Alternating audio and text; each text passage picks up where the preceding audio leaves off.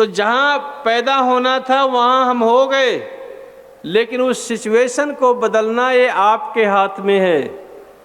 अगर आपके टैलेंट का ये है कि आप अपनी गरीबी को दूर करो, अपनी अशिक्षा को दूर करो और अपने जीवन की वैल्यूज़ को बढ़ाने का प्रयास करो। और आप ये मत सोचो कि हमें कोई सोसाइटी साथ नहीं देती है, हमें कुछ मदद नहीं करती। ये अपने कमजोरियों का गीत मत गाओ।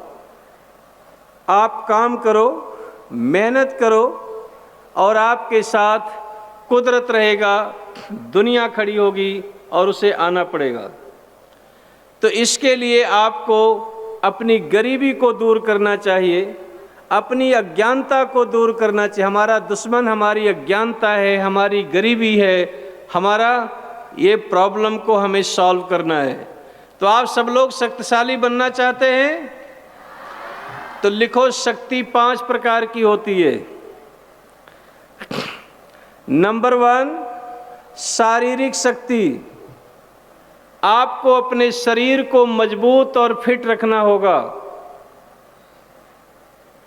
शरीर कैसे मजबूत? 460 BC में फादर ऑफ मेडिकल हिप्पोक्रेट्स ने, जिन्होंने एलोपैथ दवा का आविष्कार किया, उनके sentence history of medical science के 535 पेज में लिखा है कि जो व्यक्ति व्यायाम के लिए, एक्सरसाइज के लिए समय नहीं निकालता है, उसे डॉक्टर और हॉस्पिटल के लिए समय निकालना पड़ता है। क्या करना पड़ता है? जो व्यक्ति व्यायाम और एक्सरसाइज के लिए समय नहीं निकालता है, उसे डॉक्टर के लिए समय निकालना पड़ता है। तो बीमार, आपको रोज एक्सरसाइज करना चाहिए। और आज एक्सरसाइज करने के समय कितने लोग बीमार पड़े थे? किसी ने बहाना बनाया था, मेरे मारो माथो दुखे छे, मारो पेट में दुखे छे। और जब कहे माथो दुखे छे तो एक कान पे लगाओ, माथा दुखावा दूर हो जाएगा।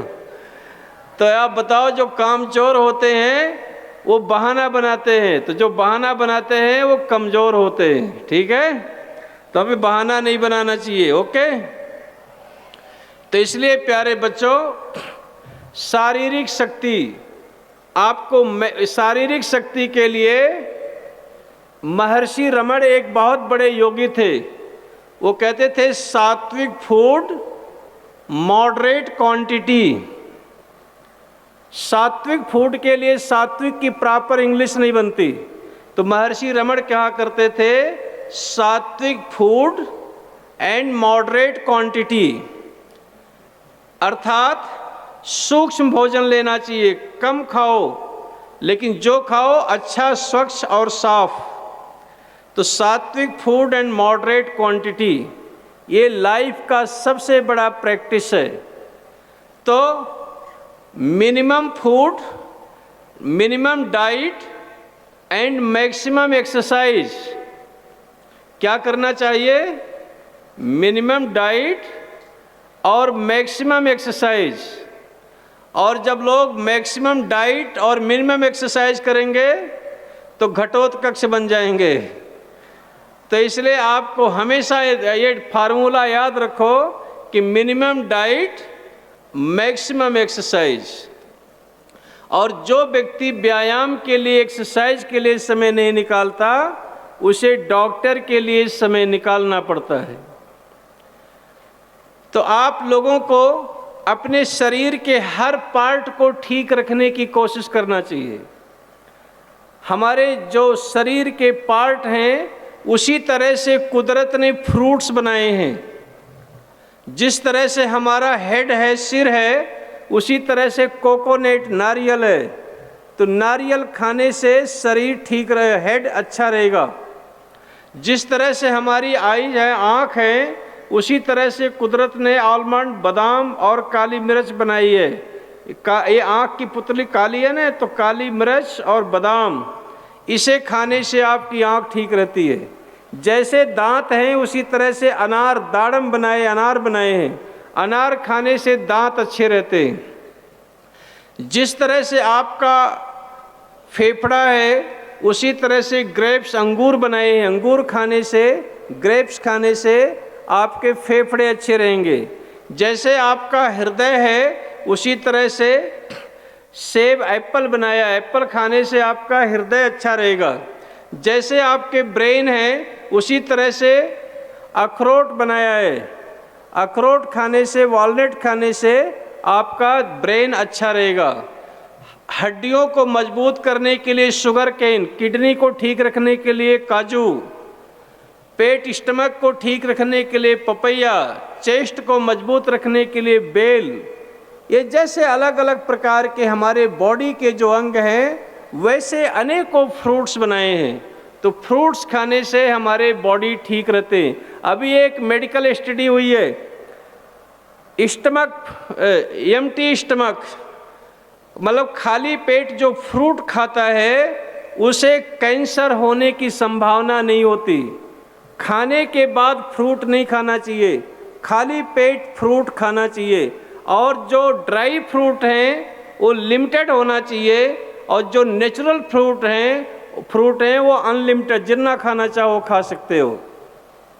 तो आपको ये देखना है minimum diet and maximum exercise, और इससे क्या होगा, आपकी शारीरिक शक्ति बढ़ेगी।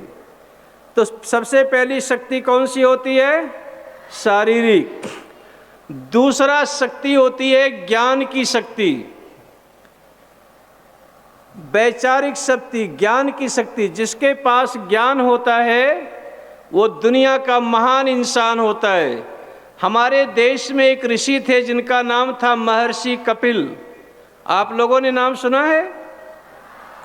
महर्षि कपिल ने एक ग्रंथ लिखा है सांख्य शास्त्र। सांख्य शास्त्र के 3रे अध्याय के 3रे पाद के 23 नंबर सूत्र में उन्होंने बताया है ज्ञानात मुक्ति, ज्ञान से मुक्ति मिलती है।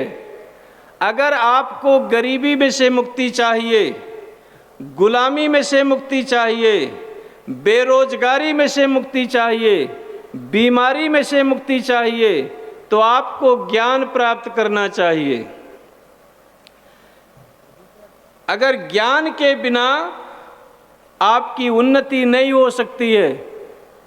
6 अगस्त 1945 को, 9 अगस्त 1945 को जापान पर बम गिराने के बाद सेकेंड वर्ल्ड वॉर के हीरो विंस्टन चर्चिल ने 10 अगस्त 1945 को अपने विजय दिवस पर लंदन के अंदर एक भविष्यवाणी किया था। वो आप वो भविष्यवाणी लिख सकते हो। उन्होंने कहा कि future empire shall be empire of knowledge, mind and wisdom. आने वाले कल का साम्राज्य ज्ञान, मस्तिष्क और बुद्धिमत्ता का साम्राज्य होगा। जिस दुनिया में आपको काम करना है वहाँ मसल पावर का इम्पोर्टेंस नहीं होगा, वहाँ मनी पावर का इम्पोर्टेंस नहीं होगा, यहाँ माइंड पावर का इम्पोर्टेंस होगा। इस दुनिया में 21वीं शताब्दी माइंड की शताब्दी है, ब्रेन की शताब्दी है। आज के युग में कोई कहता है मैं गरीब घर में पैदा हुआ हूँ, मैं नीची जाति में पैदा हुआ हूँ, इसलिए मैं प्रगति नहीं कर पा रहा हूँ, वह अपने कमजोरियों को, वीकनेस को डेमोस्ट्रेट करेगा। आज वर्ल्ड इज फ्लैट। अगर आपके पास टैलेंट है, क्षमता है, तो पूरी दुनिया आपका वेलकम करने के लिए तैयार खड़ी है। आपको सारी दुनिया में आपको मौका मिलेगा काम करने के लिए, लेकिन आपके पास ज्ञान होना चाहिए। हर तरह आपके कद्र करने के लिए लोग बैठे हुए हैं। तो इसलिए आप बड़े भाग्यशाली हैं कि इस दुनिया में जीवित हैं। कभी सुनते हैं कि जिसने ताजमहल बनाया उसका लोगों ने हाथ काट लिया तो कि दूसरा मकान न बना सके। आज के दुनिया में ऐसा नहीं है। आज के दुनिया में फ्रीडम ऑफ थॉट्स, चिंतन की आज़ादी है, आपको एक्सप्रेस की आज़ादी है, अभिव्यक्ति की आज़ादी है, फ्रीडम ऑफ स्पीच की आज़ादी है। आप दुनिया में हर अपनी बात कह सकते हो और अपना काम कर सकते हो। तो दूसरी शक्ति होती है ज्ञान की शक्ति। तो इसीलिए ऋषि कपिल ने कहा कि ज्ञान से मुक्ति मिलती है, ज्ञानात मुक्ति ही। महर्षि कपिल के विचारों का समर्थन करते हुए भगवान श्री कृष्ण जी ने गीता के 4 अध्याय के 37 नंबर श्लोक में उपदेश दिया, नहि ज्ञानेन सदृशम पवित्रम इह विद्यते। ज्ञान के सदृश दुनिया में कुछ भी पवित्र नहीं है। ज्ञान के सदृश दुनिया में कुछ भी पवित्र नहीं है। अर्थात आपको ज्ञान प्राप्त करना चाहिए। जिंदगी को बेहतर बनाना चाहते हो तो ज्ञान हासिल करो। आप दुनिया के कोई भी देश, कोई भी समाज ले लो, अगर उसने प्रगति किया है तो ज्ञान के कारण किया है। इसलिए हमने आपसे बार बार रिक्वेस्ट किया कि ज्ञान अगर दुश्मन के पास मिले तो वहाँ भी जाकर सीखने की कोशिश करो। उसके लिए कोई बाउंड्री, कोई रिस्ट्रिक्शन आप मत रखो। तीसरा है आर्थिक शक्ति। शारीरिक शक्ति के बाद ज्ञान की शक्ति और ज्ञान की शक्ति के बाद आर्थिक शक्ति। आर्थिक शक्ति आपको मजबूत करना चाहिए। बिस्तर छोड़ने के बाद तीसरा प्रयास करो कि हमें धन कहाँ से मिलेगा। और इसके लिए कुछ लोग कहते हैं पैसे का कितना महत्व होता है। बन जाते हैं रिश्तेदार जो पैसा पास होता है, छूट जाता है गरीबी में जो रिश्ता खास होता है। बनी चेहरों पर लाखों निसार होते हैं, बनी जब बिगड़ती है तो दुश्मन हजार होते हैं। क्या कहें किस्मत की खूबी, दिन बुरे आने लगे। कभी थी फूलों से नफरत, तब पत्थर भी ठुकराने लगे। तो जब कड़की घुमरा मारती है, गरीबी आती है, तो पता चलता है कौन अपना है कौन पराया है। इसलिए हमारा जो सबसे बड़ा दुश्मन है वो हमारी गरीबी है। उसे हमें दूर करने की कोशिश करना चाहिए। आर्थिक पावर को हमें मजबूत करना चाहिए। इकोनॉमिक स्रोत को डेवलप करने की कोशिश करनी चाहिए। और जब तक वो नहीं करेंगे आप सक्षम नहीं हो सकते। चौथी ताकत है सामाजिक ताकत। सोशल इंप्रेशन आपका कैसा है। सोसाइटी के हर वर्ग के लोग में आपकी पैठ होनी चाहिए और आप हर वर्ग के लोग आपके दोस्त हों। तो ये सामाजिक ताकत सबसे बड़ी ताकत होती है। और इन चारों शक्तियों के बाद पांचवा शक्ति होती है स्पिरिचुअल पावर, आध्यात्मिक शक्ति। चूँकि इसके पास ये बैलेंस को बनाए रखें। आप लोगों ने अलेक्जेंडर का नाम सुना है। सिकंदर ने तक्षशिला में एक नागा बाबा से पूछा, हाउ कैन, उसने क्या पूछा, बहुत से 10 प्रश्न किए, 8 प्रश्न किए थे। 8 बताएं कि एक बताएं? एक पूछ लो बस काफ़ी है। एक बता दो। उसने एक प्रश्न किया था कि मनुष्य को सबसे ज़्यादा लोकप्रियता, लोक चाहना कैसे मिलती है। How can the man be most loved. मनुष्य को सबसे ज़्यादा प्यार, लोक चाहना कैसे मिलती है। तो नागा बाबा महाराज जी ने उत्तर दिया था, by being the most powerful and least fearful. आप खूब शक्तिशाली बनो लेकिन लोगों को तकलीफ कम दो। आप शक्तिशाली खूब बनो, लेकिन होता है जो लोग पावर में आ जाते हैं कि शक्ति आ जाती है, लोगों को कुछ नहीं समझते, वो बड़े जल्दी गिर जाते हैं। तो आप खूब शक्तिशाली बनो लेकिन लोगों को तकलीफ कम दो। By being the most powerful and least fearful. तो आप इस शक्तियों को ऐसा बनाने के लिए स्पिरिचुअल पावर, आध्यात्मिक शक्ति चाहिए जो इन सभी के लिए बैलेंस बना करके रखें और आपका जीवन बेहतर हो और अच्छा हो। तो ये है आपकी सोच और समझ को डेवलप करने के लिए आपको अपनी गरीबी को, अपनी भूखमरी को और अपनी अशिक्षा को दूर करना। चौथा आपके लिए चैलेंज है establishing personal, social, national and economic security. आपको व्यक्तिगत, सामाजिक, राष्ट्रीय और आर्थिक सुरक्षा को मजबूत करना। आपका व्यक्तिगत सुरक्षा, आपको अपनी व्यक्तिगत सुरक्षा क्या होती है?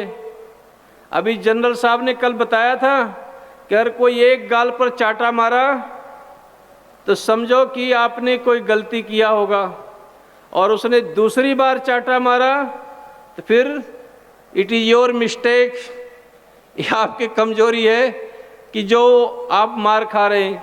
अगर एक चाटा खाया तो उसकी गलती है, उसको नहीं मारना चाहिए, और दूसरी बार अगर आपने चाटा खाया तो समझो कि इट इज़ योर मिस्टेक, ये आपकी गलती है।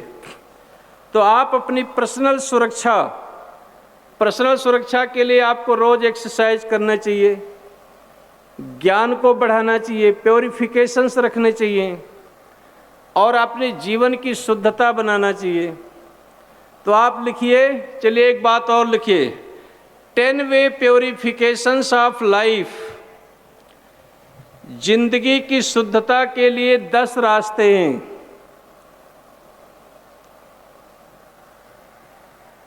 Number 1, body gets purified by water and exercise. शरीर पानी और व्यायाम, एक्सरसाइज से शुद्ध होती है। शरीर कैसे शुद्ध होती है? वाटर से और एक्सरसाइज से प्योरिफाइड होती है। Breath gets purified by breathing exercise. श्वास प्राणायाम के द्वारा शुद्ध होता है। Mind gets purified by truthfulness. मन जो है सत्य के द्वारा शुद्ध होता है। Intellect gets purified by knowledge. बुद्धि ज्ञान के माध्यम से पवित्र होती है। Memory gets purified by introspection, चिंतन और मनन। स्मृति चिंतन मनन से शुद्ध और पवित्र होती है। Soul gets purified by practicing austerity and knowledge. आत्मा तप से और ज्ञान से पवित्र होता है, शुद्ध होता है। Wealth gets purified by charity. धन जो है दान से पवित्र होता है। Ego gets purified by service. अहंकार सेवा से शुद्ध होता है। Food gets purified by positive thoughts, cooking और ईटिंग। भोजन सकारात्मक विचार से शुद्ध होता है, बनाते समय और खाते समय। जब आपके पास भोजन आता है तो सबसे पहले क्या करते हो? खाने लगते हो ना फटाफट? क्या करते हो? जो भोजन आपको देखो कैसे खाना चाहिए, कैसे बैठना चाहिए, ये सब सीखना चाहिए। पहले जब भोजन आपके थाली में आए तो उसको पूरा देखो अपनी आँखों से, और जब आपके मुख में लार बनने लग जाए तो जो चीज़ अच्छी लगे उसे पहले खाओ। क्योंकि जब लार बनता है तो उसमें लैक्टोज नाम का पदार्थ क्रिएट होता है हमारे मुख में, जो हमारे डाइजेशन के लिए बहुत उपयोगी होता है। और अगर वो लार नहीं बनता है तो फिर वो फूड अच्छा हमारे बॉडी को नहीं लगता है, ठीक नहीं होता। तो इसलिए इसको सबसे पहले देखो, और जब खाना खाओ तो ओठ बंद रहना चाहिए, दांत चलना चाहिए। जो मुख खोल करके खाते, जब अच्छी सोसाइटी में आप बैठोगे, आपके मुख से खाते समय आवाज़ आएगी तो बाजू वाले कहेंगे देखो ये डिसेंट पीपल नहीं है, डिसेंट बॉय नहीं है, ये इसका बिहेवियर अच्छा नहीं है। तो अपने इस बात को ठीक रखो। और इसके साथ में क्या बताया था मुकेश जी ने, एक बात और, sit tallest, walk tallest, stand tallest. सीधा बैठो, सीधा चलो और सीधे खड़े हो। अगर इसमें प्रॉब्लम होगी तो आपकी बॉडी ठीक नहीं रह सकती। तो इसलिए भोजन को पॉजिटिव थॉट्स के देखना चाहिए। Feeling gets purified by love, अनुभूति प्यार के माध्यम से, प्रेम से शुद्ध होती है। तो इसलिए ये देखना है कि आपको अपनी पर्सनल, सोशल, सामाजिक सुरक्षा, आर्थिक सुरक्षा, व्यक्तिगत सुरक्षा, इसे स्टेबल करना चाहिए और इसे रखने का प्रयास करना चाहिए। पांचवा चैलेंज है eradicating casteism, communalism and corruption. जातिवाद, संप्रदायवाद और भ्रष्टाचार को जड़ मूल से समाप्त करना, ये है आपके लिए पांचवा चैलेंज 21वीं शताब्दी में। हमारे देश की प्रगति क्यों नहीं हो रही है? चूंकि ये जातियों में, संप्रदायों में बटा हुआ है। रिलीजियस बिगॉट्री, धार्मिक उन्माद में सब फंसे हुए हैं। और महिला सशक्तिकरण, हम जेंडर इक्वलिटी की बात करते हैं लेकिन इस देश में है नहीं। मैंने कल कहा था कितने लड़के लड़कियां मिले तो उनके पैर छूना, आप लोग मानने को तैयार नहीं थे मेरी बात। थे हमारे साथी अतुल भाई हैं, अपने पत्नी का रोज पैर छूते हैं बेचारे। वो कहते हैं कि आप हमारी देवी हैं और आपके कारण हम सुरक्षित हैं। बोलो अतुल भाई का अनुकरण करोगे आप लोग? तो अतुल भाई अपने पत्नी श्रीमती जी का बेचारे रोज पैर छू करके उनका आशीर्वाद लेते हैं, तभी ये काम करते हैं। तो आप देखो ऐसे भी लोग हैं दुनिया में, तो आप इनके तो अगर ऐसा नहीं करोगे तो फिर आप काम, जिंदगी नहीं चलेगी आपका। इसलिए सबसे बड़ी देवी है, पावर का केंद्र है, finance minister, food minister, education minister, home minister, सारे इन देवियों के पास में है। तो इसलिए इनसे डरा करो और इनका रिस्पेक्ट किया करो। तो ये चैलेंज है आपके लिए। अब इस चैलेंज का समाधान क्या है? आप लिखिए नंबर 1, प्रॉपर अपब्रिंगिंग। आपकी उचित परवरिश होनी चाहिए। प्रॉपर अपब्रिंगिंग, उचित परवरिश। आप देखिए, माता पिता अच्छे हो तो जरूरी नहीं संतान अच्छी हो जाती है। संतान को अच्छा बनाने के लिए प्रयास करना पड़ता है।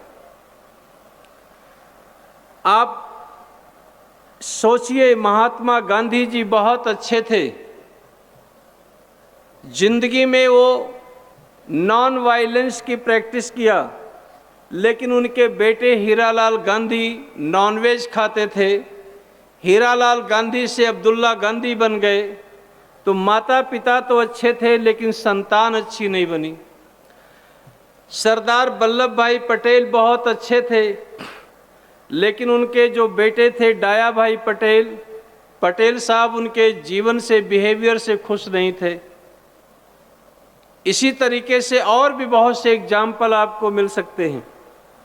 लेकिन अच्छा संतान बनाने के लिए आपके माता पिता को यहाँ होना चाहिए था, तो उनको समझ में आता।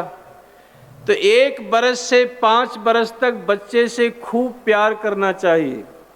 जितना आपके लाइफ में इमोशन है, लव है, अपने बच्चे का केयर करना चाहिए।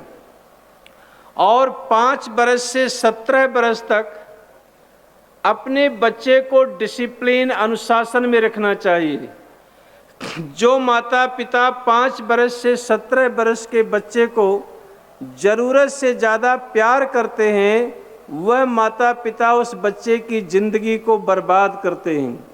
तो ये बच्चों, आपका ये लाइफ है जो 5 बरस से 17 बरस की लाइफ है, आपको डायरेक्शन वो दिया जाता है कि आप किस रूट पर चलेंगे।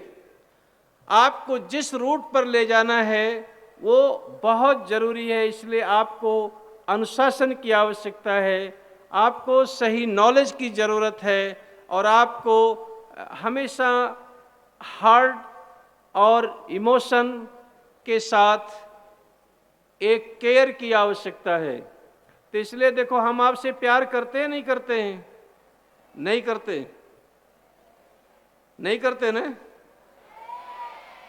आपको दंड भी देते हैं।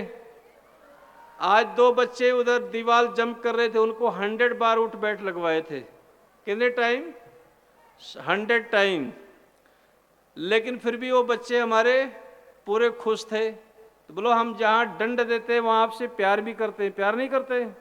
देखो, हम रात को आकर के आपके साथ बैठते नहीं बैठते? हम तो चाहते थे यहाँ बाबा बन के, महंत बन के बैठे रहते, लेकिन हम तो लोग यहाँ बैठते हैं, पीछे कुर्सी पर बैठे रहते। तो हम आपसे प्यार करते हैं, इसलिए आपको दंड भी देते हैं। तो इसलिए आपको अपने लाइफ का अपब्रिंगिंग कैसे करना है, ये बच्चों सोचना, आपके हित के लिए, ये आपके शिक्षा के लिए, ये आपको आपकी उन्नति के लिए ये सब काम किया जा रहा। आप बताओ, इतना बड़ा कैंपस है, यहाँ आपको इकट्ठा करके हमें क्या मिल रहा है? कोई इसकी पब्लिसिटी नहीं है, कोई प्रचार नहीं है, कोई चेला चेली बनाने का धंधा नहीं है, कोई आपको बड़े हो गए तो हमें कोई बेनिफिट मिलेगा, ये भी नहीं है। लेकिन मेरे दिल में ये दर्द है कि आप हमारे देश के बच्चे हो और हमारे फ्यूचर के लिए, हमारे कंट्री के लिए आप अच्छे काम करो, इसलिए आपको इतना मेहनत करके जगह जगह लाकर आपको बुलाते हैं। आपको अगर थोड़ा सा दंड देते हैं, प्यार, तो भी आपको सुधारने के लिए देते हैं, कि आपकी गलतियों को ठीक करने के लिए कहते हैं। आप हमारे जिगर के टुकड़े हैं, आप हमारे बच्चे हैं, इसलिए आपके साथ हमारा लव, अफेक्शन सब आपके साथ रहता है। हम रात को रात नहीं, दिन को दिन नहीं देखकर आपके साथ काम करते हैं और आपको बेहतरी के लिए प्रयास करते हैं। तो 5 बरस से 17 बरस तक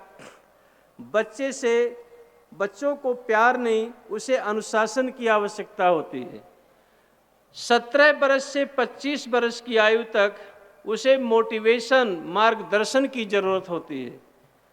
जो अगर इमोशन के साथ, अगर उसके पेरेंट्स बच्चों के साथ अटैच रखते हैं तो बच्चे कभी बिगड़ नहीं सकते। अगर इस तरह से अपब्रिंगिंग नहीं होगी तो बच्चे बिगड़ जाते हैं, और अगर इस तरह से प्रॉपर अपब्रिंगिंग होगी तो बच्चे के लाइफ अच्छा होगा। इसलिए सबसे पहला है प्रॉपर अपब्रिंगिंग, उचित परवरिश। दूसरा, वैल्यू बेस्ड एजुकेशन, मूल्य आधारित शिक्षा। आपके शिक्षा के अंदर संस्कार होनी चाहिए। आपके हर शिक्षा में कुछ न कुछ आपके इथिक्स, वैल्यूज़ की प्रैक्टिस होनी चाहिए, जो आपको ये विवश करे कि आप गलत रास्ते पर नहीं चलेंगे। और जब आप कोई गलत काम करें तो वो सोचें कि हमें ऐसा नहीं करना चाहिए, हमारी कॉन्शियस ऐसा अलाउ नहीं करती है।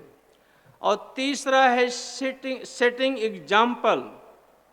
अपने लाइफ में से उदाहरण पेश करो, दूसरे के जीवन के उदाहरण से सीखो। जैसे हम लोग कभी मुसीबत में आते हैं तो कहते देखो उन्होंने कितना कष्ट उठाया था, उन्होंने अपने लाइफ को कैसा जिया, हमें भी ऐसे जीवन को जीने का प्रयास करना चाहिए। और 5वां है रियलाइजेशन ऑफ सोशल रिस्पॉन्सिबिलिटी। आपको सामाजिक जिम्मेदारियों का एहसास होना चाहिए। जैसे मैंने सुबह बताया था, पूछा था कि आपको पढ़ाई का खर्च कौन देता है, तो आपको अभी समझ में नहीं है, माँ बाप, पूरा हिंदुस्तान देता है मेरे बच्चे, खाली माता पिता आप वही रटे रहे। हमने कहा था हिंदुस्तान के हर नागरिक जो टैक्स देते हैं वो आपको पढ़ाने के लिए सहयोग देते हैं। और इसके बाद इमोशनल सपोर्ट।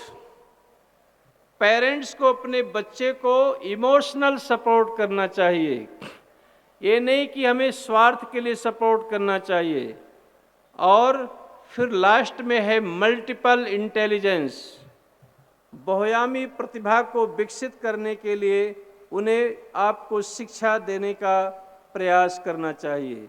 अगर इस तरह से आपका जीवन होगा तो आप इस देश के बड़े अच्छे नागरिक बनेंगे। तो आप इस शिविर में आए हैं, यहाँ से कुछ सीखेंगे और सीख करके आप जा कर के प्रैक्टिस करेंगे। अब आप आखिरी बात लिखिए कि आप 5 प्रकार की प्रैक्टिस करेंगे। लिखो, नोट करो।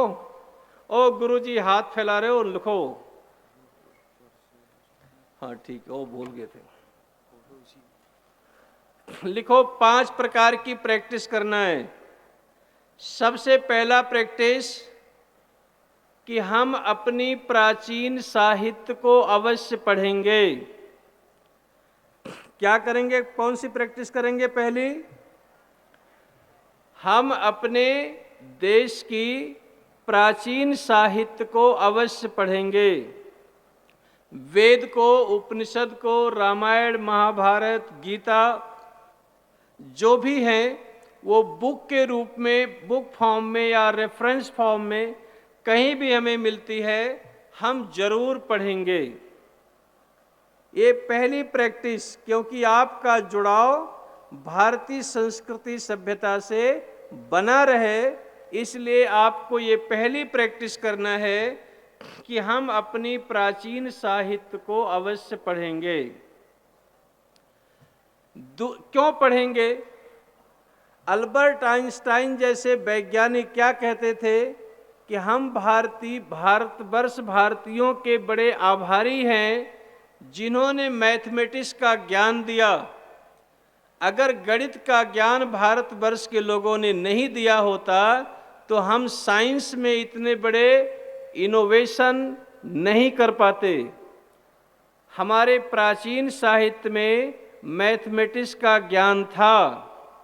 हमारे प्राचीन साहित्य में म्यूजिक, संगीत, जैसे हमने सुबह बताया, कितनी प्रकार की नॉलेज उस स्टूडेंट ने पढ़ा था।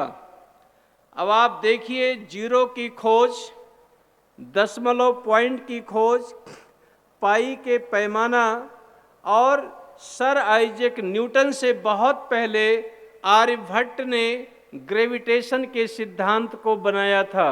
कणाद ऋषि के ग्रंथों में ग्रेविटेशन के प्रिंसिपल लिखे हैं, लेकिन जिसका कहते हैं ना, वेद होते हैं 4 और 5वां होता है प्रचार। तो जिसका प्रचार होता है वो ज़्यादा महान हो जाता है, और जिसका प्रचार नहीं होता वो बेचारे लिमिटेड हो जाते हैं। तो ऐसा नहीं कि हमारे यहाँ पर कुछ भी नहीं है। भारत के वर्ष के लोगों में ज्ञान विज्ञान बहुत था, जिसकी सीमा थी उनके पास में, और बहुत से लोगों ने इसकी प्रशंसा की है, जिसको यहाँ दोहराने की कोई ज़रूरत नहीं है। वो इंटरनेट पर, गूगल पर, बुकों में आपको मिल जाएंगे। तो जिंदगी की पहली प्रैक्टिस करेंगे कि हम अपने प्राचीन साहित्य को अवश्य पढ़ेंगे। दूसरी प्रैक्टिस, हम अपने देश से अनुपम प्रेम करेंगे।